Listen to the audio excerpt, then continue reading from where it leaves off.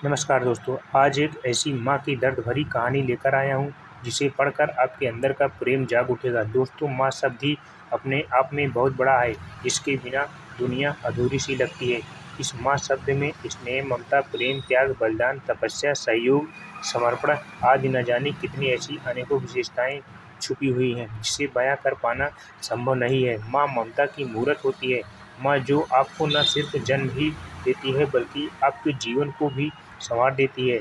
माँ बच्चे के हर सुख दुख में अपना सुख दुख भूल जाती है, और माँ ही आपके जीवन से दूर हो जाए तो मानो सब अस्त व्यस्त सा हो जाता है। एक माँ अपने कलेजे को सीने से लगाए रखती है, और दुख का साया भी उस पर पड़ने नहीं देती। माँ बच्चे को 9 माह तक पेट में रखकर न जाने कितना दर्द सहती है, लेकिन हमें कभी माँ का दर्द महसूस ही नहीं हो पाता है।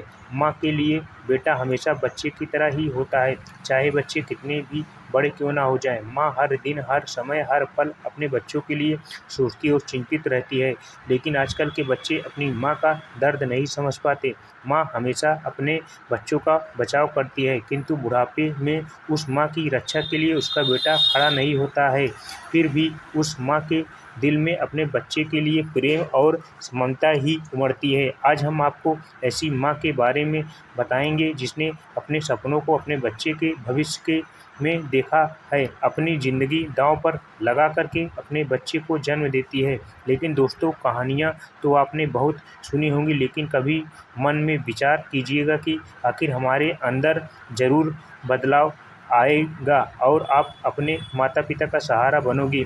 दोस्तों, कहानी इस प्रकार से है कि एक समय रात करीब 1 बजे बेटे को माँ का फ़ोन आता है। माँ बोलती है, बेटा हैप्पी बर्थडे, आज तुम्हारा जन्मदिवस है, आज ही तुम पैदा हुए थे, तुमको ढेरों शुभकामनाएं।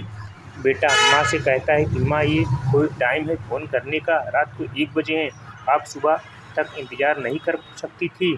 मेरी नींद खराब कर दी। माँ ये सुनकर फ़ोन काट देती है, लेकिन कुछ देर बाद ही पिता का फ़ोन आता है। पिता की आवाज़ सुनकर बेटा कुछ नहीं बोलता है, बस इतना कहता है, आपने भी बर्थडे विश करने के लिए फ़ोन किया है?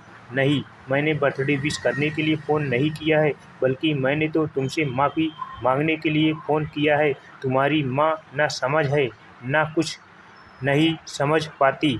भला कोई इतनी रात को फ़ोन करता है?